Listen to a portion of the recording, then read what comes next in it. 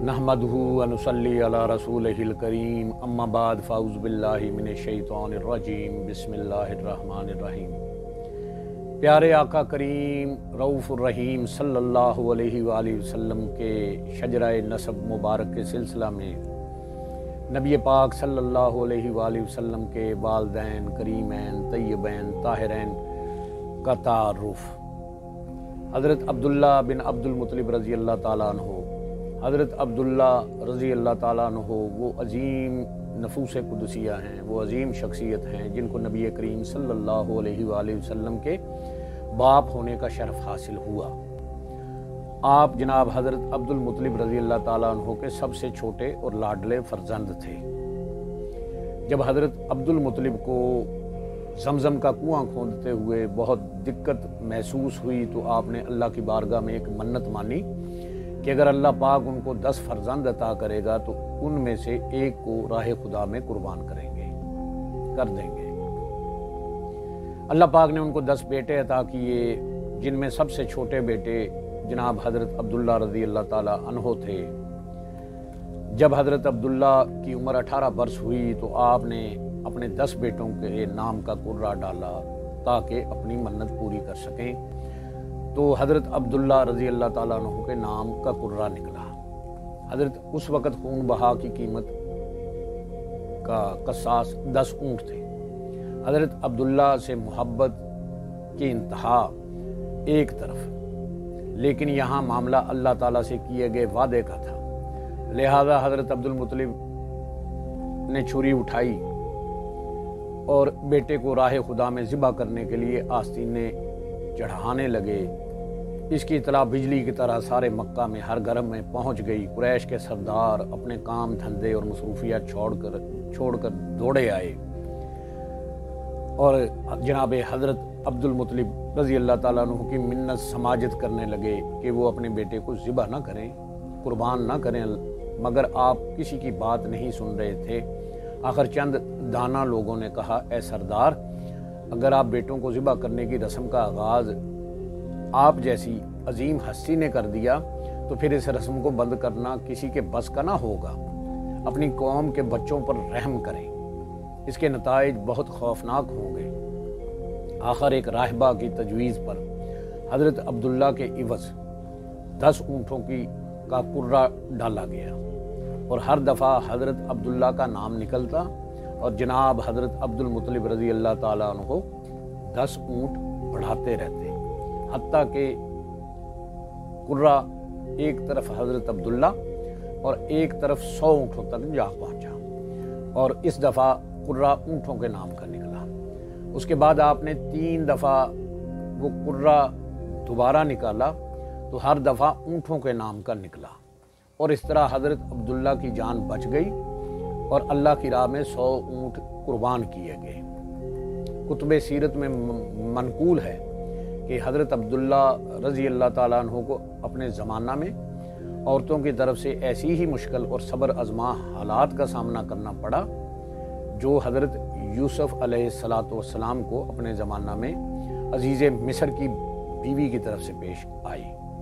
कई औरतों ने सरे राह आपका रास्ता रोक कर मुहब्बत जताई, बाद ने अपने जज्बात के हाथों बेबस होकर अपने हुस्न व शबाब की रनाइयाँ हज़रत अब्दुल्ला के कदमों में निछावर कर देने का खुल्लम खुल्ला इजहार कर दिया।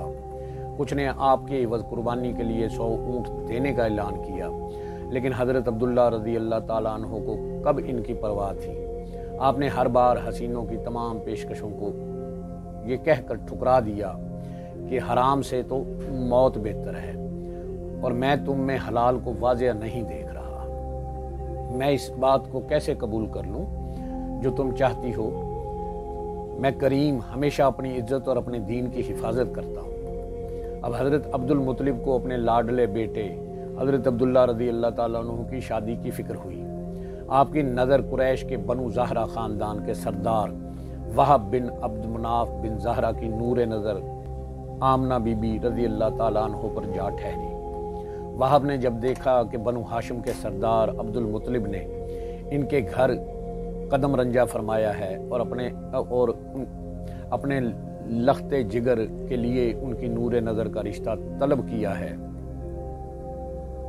تو آپ کی اس درخواست کو وہ یہ کہ عبداللہ رضی اللہ تعالیٰ عنہ کو وہ اپنی فرزندی میں لے لیں، یعنی اپنی بیٹی آمنہ سے ان کی شادی کر لیں، تو ان کی خوشی کی انتہا نہ رہی۔ انہوں نے بروئے چشم پیغام قبول کر لیا، یعنی بخوشی اس کو قبول کیا۔ دونوں خاندانوں کا تعلق آخر میں بنی اسماعیل ہی تک جاتا ہے، اس لیے وہب بن عبد مناف نے اپنی بیٹی آمنہ کی شادی، جو اپنے قبیلے میں سیرۃ النساء کہلاتی تھیں، عبد المطلب کے بیٹے حضرت عبداللہ رضی اللہ تعالیٰ عنہ سے بخوش دلی کر دی۔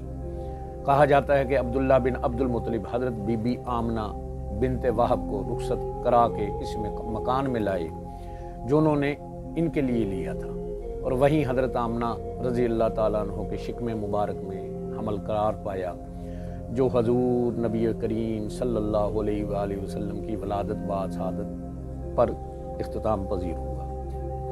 جب ورقہ بن نوفل کو حضرت بی بی آمنہ کے حمل کی خبر پہنچی تو وہ بہت خوش ہوا، کیونکہ اس سے قبل جو کتابیں وہ پڑھ چکا تھا ان میں لکھا تھا کہ اس قوم میں ایک عظیم المرتبت اللہ کا محبوب نبی پیدا ہوگا جو وجہ وجود کائنات ہے، اور تمام نبی ان کے آنے کی بشارتیں دیتے آئے ہیں، اور تمام آسمانی کتابوں میں ان کے تذکرے موجود ہیں۔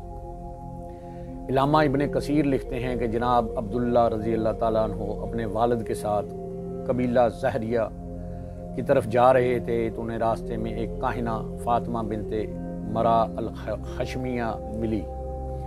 اس نے ان کے چہرے پر نور نبوت دیکھ کر ان کے ساتھ شادی کی خواہش کا اظہار کیا، اور اس کے صلے میں انہیں 100 اونٹوں کی پیشکش بھی کی، لیکن وہ اس کے جواب میں 2 شعر سنا کر اپنے والد کے ساتھ آگے بڑھ گئے۔ اس روایت کے آخر میں بیان کیا گیا کہ جب اس کاہنہ فاطمہ کو حضرت عبداللہ رضی اللہ تعالیٰ عنہ سے آمنہ کی شادی اور آمنہ کے حمل میں کی خبر پہنچی تو وہ شدت جذبات کی وجہ سے رو پڑی، اور اپنی ناکامی پر اسے بہت افسوس ہوا، اور اس نے یہ حسرت امیز اشعار کہے۔ ایک بار حضرت عبد المطلب مکہ سے یمن جا رہے تھے، سخت گرمی کا موسم تھا۔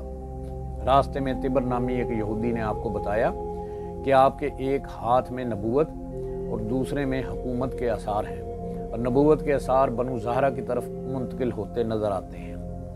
اس نے تاکید کی کہ جب تم مکہ واپس جاؤ تو وہاں بنی زہرہ میں شادی کر لینا۔ چنانچہ حضرت عبد المطلب نے حالہ بنت وہب سے خود شادی کی، اور جس سے حضرت صفیہ اور حضرت امیر حمزہ رضی اللہ تعالیٰ عنہ پیدا ہوئے، اور حضرت عبداللہ کی شادی ان کے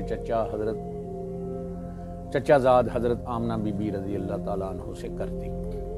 شادی کے بعد جب گھر کی ذمہ داریاں پڑیں تو حضرت عبداللہ رضی اللہ تعالیٰ عنہ کو اپنے باپ کے ایک تجارتی قافلے کے ساتھ جانا پڑا۔ تجارتی مصروفیتوں سے فراغت پا کر آپ مکہ واپس روانہ ہوئے تو راستہ ہی میں بیمار ہو گئے۔ قافلہ جب مدینہ پہنچا تو آپ کی طبیعت مزید خراب ہو گئی، اس لیے وہ اپنے ننہال میں ہی رک گئے تاکہ طبیعت سنبھل لیں تو سفر شروع کر دیں، لیکن تقدیر کو کچھ اور ہی منظور تھا۔ آپ وہاں 1 ماہ بیمار رہنے کے بعد انتقال کر گئے، اور ان کی اچانک وفات سے سب کو صدمہ ہوا، لیکن جو صدمہ حضرت بی بی آمنہ رضی اللہ تعالیٰ عنہ کو ہوا اور جو قیامت ان پر ٹوٹی اس کا اندازہ وہی کر سکتی ہے۔ کتب سیرت میں حضرت آمنہ کے ایسے اشعار ملتے ہیں جو آپ نے اس موقع پر کہے۔ ذرا ملاحظہ فرمائیے کہ ان کے دل کی کیفیت اور فصاحت و بلاغت کا انداز دیکھیے۔ ان اشعار کا ترجمہ یہ ہے: بطحا وادی کے کنارے نے ہاشم کے بیٹے کو موت کی نیند سلا دیا، وہ مختلف پردوں میں لپٹا ہوا مکہ سے باہر لحد کا پڑوسی بن گیا۔ موتوں نے اسے اچانک دعوت دی جسے اس نے قبول کر لیا، اور موت نے لوگوں میں ہاشم کے اس بیٹے کا کوئی مثل باقی نہ چھوڑا۔ عشاء کے وقت جب اس کے دوست اس کی چارپائی کو اٹھا کر لے جا رہے تھے تو وہ باری باری کندھا بدل رہے تھے۔ اگرچہ موت اور اس کی مشکلات نے اس کو جھپٹ لیا ہے، لیکن وہ در حقیقت بہت سخی اور بہت رحم کرنے والا تھا۔ حضرت ابن عباس رضی اللہ تعالیٰ عنہ سے مروی ہے کہ جب حضرت عبداللہ رضی اللہ تعالیٰ عنہ نے وفات پائی تو فرشتوں نے بارگاہ خداوندی میں عرض کیا کہ اے ہمارے معبود، تیرا نبی یتیم ہو گیا، اس کا باپ نہ رہا۔ اللہ تعالیٰ نے فرمایا کہ میں اس کا محافظ ہوں اور مددگار ہوں۔ ایک روایت یہ بھی ہے کہ اللہ تعالیٰ نے فرشتوں سے کہا میں اس کا دوست ہوں، نگہبان ہوں، مددگار ہوں، پروردگار ہوں، رزق دینے والا ہوں اور ہر معاملے میں اس کے لیے کافی ہوں۔ پھر پس تم اس پر درود اور سلام پڑھا کرو اور اس کے نام کی برکت حاصل کیا کرو۔ اللہ سے دعا ہے اللہ ہمیں حق بات کہنے کی، سننے کی اور اس پر عمل کرنے کی توفیق عطا فرمائے۔ آمین بجاہ نبی الکریم الامین۔